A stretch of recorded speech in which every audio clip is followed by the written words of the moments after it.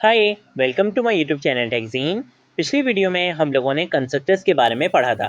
हमने देखा था कि कंस्ट्रक्टर्स क्या होते हैं, कंस्ट्रक्टर्स को कैसे इंप्लीमेंट कर सकते हैं।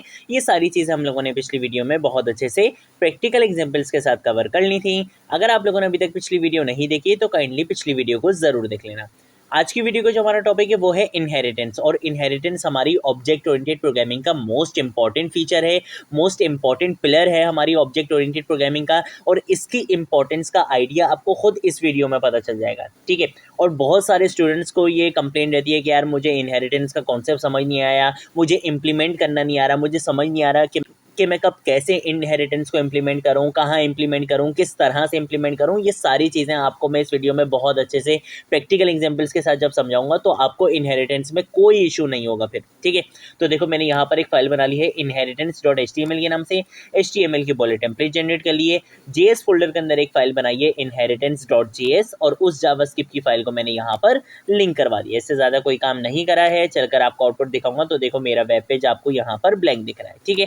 हम आ जाते हैं यहाँ पर अपनी जावास्क्रिप्ट की फाइल में, और अब हम ये समझते हैं कि ये इनहेरिटेंस आखिर होती क्या है और इसकी इतनी इंपॉर्टेंस है क्यों, ठीक है। तो सबसे पहले मैंने यहाँ पर क्या लिखा हुआ है कि इनहेरिटेंस आपको एक ऐसा फीचर प्रोवाइड करती है जिसकी मदद से आप क्या कर सकते हो, एक पेरेंट क्लास और एक चाइल्ड क्लास का रिलेशन बना सकते हो। अब इस बात का क्या मतलब है? इस बात का मतलब यह है कि एक पेरेंट क्लास है जिसके अंदर उसकी फंक्शनैलिटीज ऐड है। अब फंक्शनैलिटीज का मतलब है कुछ प्रॉपर्टीज होंगी, कुछ मेथड्स होंगे, ठीक है। क्लास के अंदर तो यही होता है ना, प्रॉपर्टीज होती हैं, मेथड्स होते हैं। तो एक क्लास है, एक पेरेंट क्लास है जिसके अंदर क्या है, कुछ फंक्शनैलिटीज हैं, यानी कि कुछ मेथड्स या कुछ प्रॉपर्टीज हैं। अब मुझे क्या करना है, मुझे एक क्लास बनानी है, और उस क्लास के अंदर जो मेरी पेरेंट क्लास है, मैं चाहता हूँ पेरेंट क्लास के अंदर जितनी भी फंक्शनैलिटीज़ हैं वो सारी क्या हो, चाइल्ड क्लास के अंदर भी आ जाएं। और चाइल्ड क्लास के अंदर मैं खुद से भी कुछ और इंप्लीमेंटेशन करना चाहता हूँ, लेकिन पेरेंट क्लास की जितनी भी हैं वो सारी चीज़ें किस में आ जाएं, चाइल्ड क्लास में आ जाएं। मतलब एक क्लास का कोड मैं दूसरी क्लास में एक्सेस करना चाहता हूँ। तो अगर आप लोगों ने अभी इनहेरिटेंस का कॉन्सेप्ट नहीं पढ़ा हुआ हो और मैं आपको ये चीज़ इंप्लीमेंट करने के लिए बोलूँ तो आप क्या करोगे? आप सिंपल क्या करोगे, आप पेरेंट क्लास में जाओगे, उसकी सारी फंक्शनैलिटीज़ को कॉपी करोगे, चाइल्ड क्लास में लाके पेस्ट कर दोगे, आप बोलोगे ये लो हो गया भाई काम। हाँ, हो तो गया, लेकिन इसमें बहुत सारे इश्यूज़ हैं। अब इश्यूज़ क्या हैं? एक तो आपका टाइम तो सेव हुआ है, ठीक है। टाइम तो देखो, मैं मानता हूँ टाइम तो सेव हुआ है, लेकिन आपके कोड की रीयूजेबिलिटी नहीं बढ़ी है, ठीक है। मतलब आपने जो कोड लिखा, आपको दोबारा वही कोड वापस लाना पड़ा, ठीक है। कोड की रीयूजेबिलिटी नहीं बढ़ी है, पहली चीज़ हो गई। दूसरी चीज़ ये है कि अगर मैं पेरेंट क्लास में कोई चेंज करूँगा तो मुझे बार बार हर उस चाइल्ड क्लास में जाकर चेंज करना पड़ेगा जहाँ जहाँ पे मैंने उस कोड को क्या किया था, कॉपी पेस्ट किया था। मतलब खुद से ऑटोमेटिकली ये नहीं होगा कि भाई अगर मैं ये चाहता हूँ कि पेरेंट क्लास में मैं चेंज करूँ और ऑटोमेटिकली जहाँ जहाँ वो क्लास क्या हुई हुई है, इनहेरिट हुई हुई है, यानी कि जहाँ जहाँ उसका कोड क्या हो रहा है, यूज़ हो रहा है, वहाँ वहाँ ऑटोमेटिकली चेंज हो जाए। ये कॉपी पेस्ट वाले मामले में नहीं होगा, ठीक है। आपको क्या करना पड़ेगा, खुद से बार बार जाकर चेंज करना पड़ेगा। अब इन सारी बातों का मतलब क्या है, इन सारी चीज़ों को अभी हम जब प्रैक्टिकल एग्जांपल्स के साथ देखेंगे तब आपको बहुत अच्छे से समझ आ जाएंगे, ठीक है। अब मैंने यहाँ पे लिखा हुआ है कि भाई इनहेरिटेंस आपके पास एक ऐसा कॉन्सेप्ट है जिससे आप क्या कर सकते हो, पेरेंट क्लास के फीचर्स को चाइल्ड क्लास के लिए अवेलेबल कर सकते हो। मतलब चाइल्ड क्लास पेरेंट क्लास के फीचर्स को ईजिली क्या कर सकता है, एक्सेस कर सकता है, यूज़ कर सकता है। अब दूसरी चीज़, उसके बाद मैंने यहाँ पे बोला हुआ है कि भाई इनहेरिटेंस क्या करता है, आपकी कोड की रीयूजेबिलिटी बढ़ाता है। मतलब आपको कॉपी पेस्ट करने की ज़रूरत नहीं है, बिना कॉपी पेस्ट किए आप क्या कर सकते हो, इजीली एक्सेस कर सकते हो, यूज़ कर सकते हो सारे फीचर्स को। उसके बाद मैंने यहाँ पर लिखा हुआ है कि इनहेरिटेंस का कॉन्सेप्ट यूज़ करने के लिए आपको एक कीवर्ड यूज़ करना पड़ता है जिसका नाम होता है एक्सटेंड्स का कीवर्ड, ठीक है। अब बातें बहुत हो गई हैं, अब जल्दी से चल के इम्प्लीमेंट करेंगे ताकि ये सारी बातें आपको बहुत अच्छे से समझ में आ जाएं, ठीक है। और बहुत सिंपल एग्जांपल के साथ आपको समझाऊंगा। मैं यहाँ पर आकर एक क्लास बनाता हूँ, ठीक है। क्लास का कीवर्ड लिखा, पर्सन के नाम से मैंने क्या कर ली, यहाँ पर एक क्लास बना ली है, ठीक है। क्लास यहाँ पे बन चुकी है। अब एक कंस्ट्रक्टर बना लेते हैं। अगर पिछली वीडियो आपने अभी तक नहीं देखी तो भाई जल्दी से पिछली वीडियो देख लो, क्योंकि पिछली वीडियो में मैंने आपको कंस्ट्रक्टर का कॉन्सेप्ट अच्छे से समझा दिया था। कंस्ट्रक्टर कैसे बनाते हैं, कंस्ट्रक्टर का कीवर्ड लिखेंगे। अब मैंने यहाँ पे बनाना है पैरामीटराइज कंस्ट्रक्टर, तो मैं यहाँ पे एक पैरामीटर बता दूंगा नेम के नाम से, ठीक है। ये मेरा यहाँ पे कंस्ट्रक्टर मेथड बन चुका है। अब मैं बोलूँगा कि भाई दिस डॉट नेम, यानी कि एक प्रॉपर्टी है नेम के नाम से, उसके अंदर क्या साइन करवा दो, ये जो पैरामीटर के अंदर जो नेम में वैल्यू आ रही है वो इस नेम वाली प्रॉपर्टी में असाइन करवा दो, ठीक है।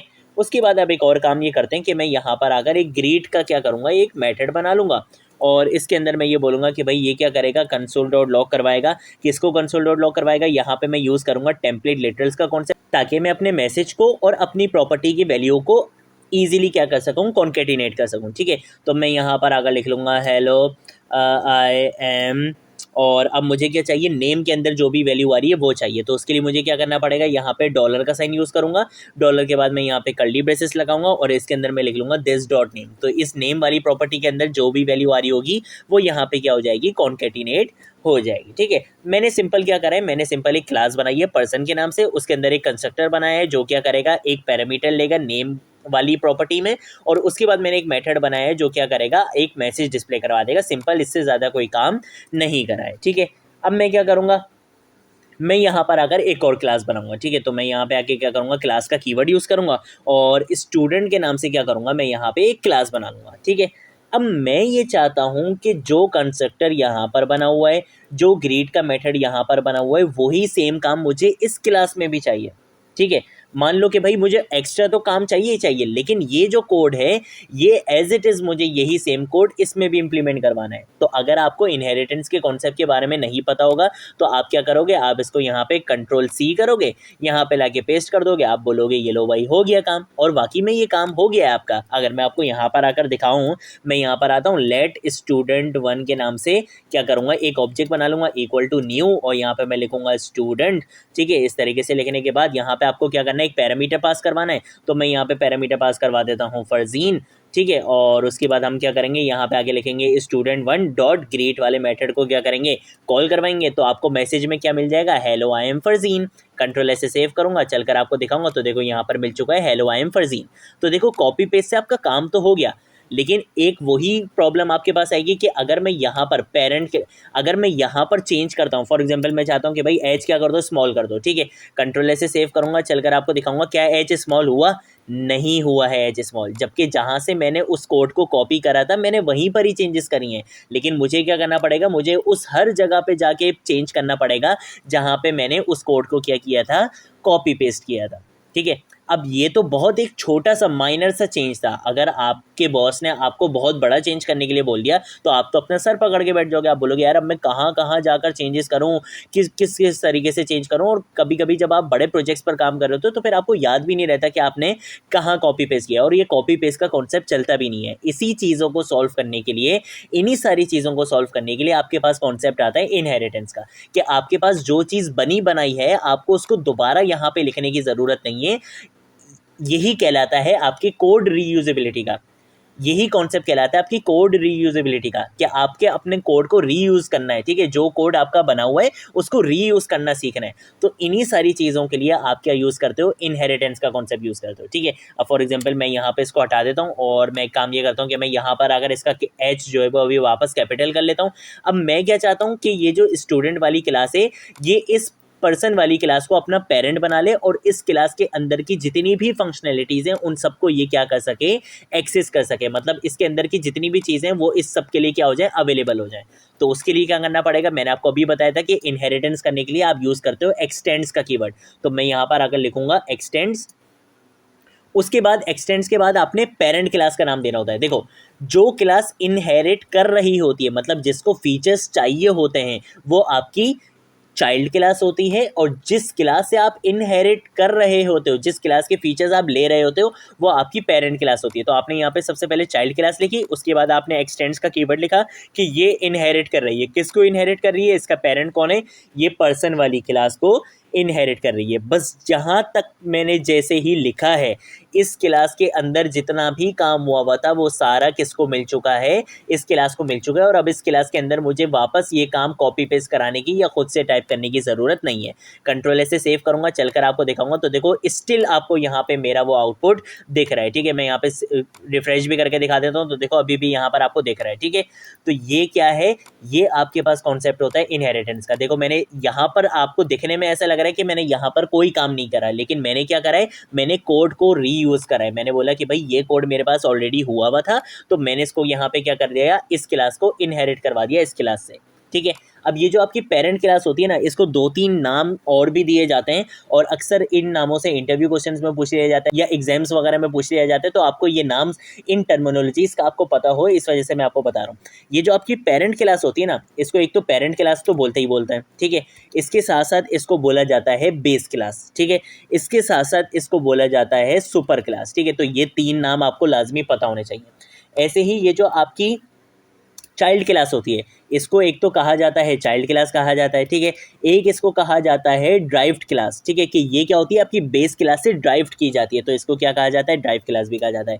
सेम ऐसे ही इसको क्या कहा जाता है, सब क्लास भी कहा जाता है, कि ये आपकी सुपर क्लास है, पेरेंट क्लास क्या है, सुपर क्लास है, और जो चाइल्ड क्लास है वो क्या है, आपकी सब क्लास है, ठीक है। तो ये कुछ टर्मिनोलॉजीज हैं जो आपको पता होनी चाहिए। यहाँ पर भी आप इनहेरिटेंस में भी काम कर सकते हो कि भाई आपको पता है कि यार ये चीज़ें तो मैंने इससे ले ली, अब अगर मुझे कुछ अपना करना है तो मैं वो भी कर सकता हूँ। जैसे मैं फॉर एग्जांपल यहाँ पे से प्रेजेंट के नाम से क्या कर सकता हूँ, एक मेथड बना सकता हूँ, ठीक है। से प्रेजेंट के नाम से मैं यहाँ पे क्या कर सकता हूँ, एक मेथड बना सकता हूँ। मैं यहाँ पे आगे लिख लूँगा console.log और यहाँ पे लिख लूँगा प्रेजेंट सर, ठीक है। इस तरीके से लिख लेंगे और यहाँ पर आकर मैं क्या करूँगा, यहाँ पर आने के बाद मैं यहाँ पे लिखूँगा student1 डॉट से प्रेजेंट वाले मेथड को यहाँ पे कॉल करवा लूँगा। तो इससे क्या होगा, कंट्रोल ऐसे सेव करूँगा, चलकर आपको दिखाऊंगा, तो देखो प्रेजेंट सर भी यहाँ पे लिखा हुआ आ चुका है, ठीक है। तो मतलब आप क्या कर सकते हो, आप ये कर सकते हो कि आप अपने कोड को रीयूज़ कर सकते हो। आप पेरेंट क्लास से उसकी सारी फंक्शनैलिटीज़ को ले लो, जो चीज़ आपने यूज़ करनी हो आप इजीली यूज़ करो। इसके अंदर की जितनी भी चीज़ें होंगी वो चाइल्ड क्लास के लिए अवेलेबल हो जाएंगी, और चाइल्ड क्लास चाहे तो अपने फीचर्स भी यहाँ पर लिख सकती है। इसको पेरेंट चाइल्ड का रिलेशन क्यों कहा जाता है, देखो आपको बहुत सारे ऐसे कॉम्प्लीमेंट्स मिलते होंगे कि यार आपको कोई बोलता होगा यार तुम्हारी आंखें तुम्हारी अम्मी जैसी हैं, तुम्हारे बाल तुम्हारे अब्बू जैसे हैं, ठीक है, तुम्हारी नाक तुम्हारे अब्बू जैसी है, इस तरीके से आपको बोलता होगा कोई ना कोई, ठीक है। तो ये सारी चीज़ें क्या हैं, ये सारी चीज़ें ये हैं कि हमने अपने पेरेंट्स से क्या कर रहे हैं, कुछ फीचर्स इनहेरिट किए हैं, ठीक है। बहुत सारी चीज़ें हमारे अंदर हमारे पेरेंट्स से सेम होती हैं और कुछ चीज़ें हमारी अपनी होती हैं, यही सेम कॉन्सेप्ट है इनहेरिटेंस का, ठीक है। तो देखो अब आपको मैंने बहुत अच्छे से समझा दिए। ज़रूरी नहीं है कि पेरेंट क्लास का चाइल्ड एक ही हो, आप मल्टीपल क्लासेस से भी क्या करवा सकते हो, इनहेरिट करवा सकते हो। जैसे मैं यहाँ पर एक और चाइल्ड क्लास बना लूँ, यहाँ पे मैं क्लास लिखूंगा और यहाँ पे आके एम्प्लॉय के नाम से क्या करूँगा, एक क्लास बनाऊंगा, एक्सटेंड्स का कीवर्ड यूज़ करूँगा और उसके बाद मैं यहाँ पे लिख लूँगा पर्सन वाली क्लास से क्या करो, इनहेरिट करवा दो, ठीक है। अब पर्सन वाली क्लास के अंदर जितना भी काम हुआ था वो किसके लिए आ चुका है, एम्प्लॉय वाली क्लास के लिए आ चुका है, ठीक है, इनहेरिटेंस हो चुकी है।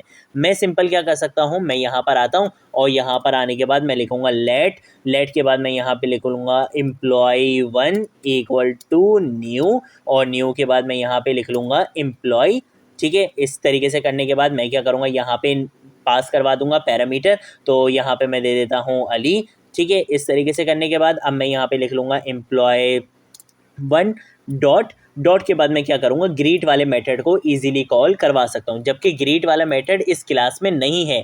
ग्रीट वाला मेथड क्या है, इस क्लास के पेरेंट क्लास में है ग्रीट वाला मेथड, तो ये क्या करेगा, उसको इजीली कॉल करवा सकते हैं क्योंकि मैंने इनहेरिटेंस करवाई है। कंट्रोल से सेव करूंगा, चलकर आपको दिखाऊंगा, तो देखो यहाँ पर हेलो आई एम अली भी लिखा हुआ आ चुका है, ठीक है। अब आप चाहो तो आप एम्प्लॉय वाली क्लास में कुछ इसका भी कोड ऐड कर सकते हो, लेकिन इनहेरिटेंस का कॉन्सेप्ट मैंने आपको यहाँ पे समझा दिया है। अब एक क्वेश्चन है, अब एक कॉन्सेप्ट है जो आपके जहन में आ रहा होगा और आना भी चाहिए, बिल्कुल आना चाहिए। वो ये है कि यार मैंने स्टूडेंट वाली क्लास के अंदर कोई भी कंस्ट्रक्टर नहीं बनाया है, ठीक है। एम्प्लॉय वाली क्लास के अंदर भी मैंने कोई कंस्ट्रक्टर नहीं बनाया है, ठीक है। यहाँ पर्सन वाली क्लास के अंदर मैंने एक पैरामीटराइज कंस्ट्रक्टर बनाया है, लेकिन स्टूडेंट और एम्प्लॉय वाली क्लास के अंदर मैंने कोई भी पैरामीटराइज कंस्ट्रक्टर नहीं बनाया है। तो आप ये बोलोगे कि यार पिछली वीडियो में जब आप कंस्ट्रक्टर्स का कॉन्सेप्ट हमें पढ़ा रहे थे तब आपने ये बताया था कि अगर किसी क्लास के अंदर आप कंस्ट्रक्टर नहीं बनाते हो तो जावास्क्रिप्ट एक empty invisible constructor method add कर देता है, ठीक है। यही चीज़ आपने बताई थी और वो ऑटोमेटिकली कॉल हो जाता है, ये भी आपको पता है। लेकिन यहाँ पर जब आपने कंस्ट्रक्टर बनाया ही नहीं है, ठीक है, यहाँ पर आपने कोई पैरामीटराइज कंस्ट्रक्टर नहीं बनाया, तो यहाँ पर आप जब ऑब्जेक्ट बना रहे हो तो यहाँ पर आप कैसे पैरामीटर पास करवा सकते हो और कैसे जावास्क्रिप्ट को पता चलेगा कि यहाँ पर मुझे क्या करना है, वो एम्प्टी कंस्ट्रक्टर मेथड ऐड करना है या मुझे जो है वो कोई पैरामीटराइज कंस्ट्रक्टर ऐड करना है। देखो होता क्या है कि जब आप यहाँ पे इनहेरिटेंस करते हो ना, अब मैंने यहाँ पर क्या करा है, अब मैंने यहाँ पे क्या करा है, चाइल्ड क्लास का एक ऑब्जेक्ट बनाया है। चाइल्ड क्लास का ऑब्जेक्ट बनाए, ये जाएगा, ये बोलेगा कि भाई मुझे कंस्ट्रक्टर कॉल करवाना है, लेकिन वो कंस्ट्रक्टर जो एक पैरामीटर ले रहा हो, ये आएगा सबसे पहले ये स्टूडेंट वाली क्लास में। ये बोलेगा कि भाई यहाँ पर तो कोई भी कंस्ट्रक्टर नहीं बना हुआ है, तो फिर ये बोलेगा कि भाई वेट अ सेकेंड, यहाँ पे क्या हुई हुई है, इनहेरिटेंस हुई हुई है, और इसका पेरेंट कौन है, पर्सन है। ये इसी पैरामीटर वाली वैल्यू को उठा के लेके जाएगा और यहाँ पर ला के ढूंढेगा कि क्या इस पेरेंट वाली क्लास के अंदर कोई ऐसा कंस्ट्रक्टर बना हुआ है जहाँ पे कंस्ट्रक्टर एक वैल्यू ले रहा हो, एक पैरामीटर ले रहा हो। अगर उसको पेरेंट क्लास के अंदर कोई ऐसा कंस्ट्रक्टर मिल जाएगा जो एक पैरामीटर ले रहा होगा, तो ये क्या करेगा, उस कंस्ट्रक्टर को कॉल करवा देगा। और अगर यहाँ पर ऐसा कोई कंस्ट्रक्टर नहीं मिलता है तो फिर ये आपको एरर शो करवा देगा कि भाई आप यहाँ पे एक वैल्यू तो पास करवा रहे हो इस स्टूडेंट वाली क्लास में, और इसका जो पेरेंट है पर्सन वाली क्लास, कहीं पर भी कोई ऐसा कंस्ट्रक्टर नहीं है जो एक पैरामीटर ले रहा हो, तो फिर ये आपको क्या करेगा, एरर दे देगा। ठीक है, तो ये कॉन्सेप्ट होता है, इस तरीके से ये इनहेरिटेंस का कॉन्सेप्ट काम कर रहा होता है। अब जैसे सेम यही चीज़ एम्प्लॉय वाली क्लास के लिए, एम्प्लॉय का मैंने क्या करा, यहाँ पे ऑब्जेक्ट बनाया, और ऑब्जेक्ट बनाने के बाद मैंने यहाँ पे कंस्ट्रक्टर में वैल्यू पास करवा दी अली।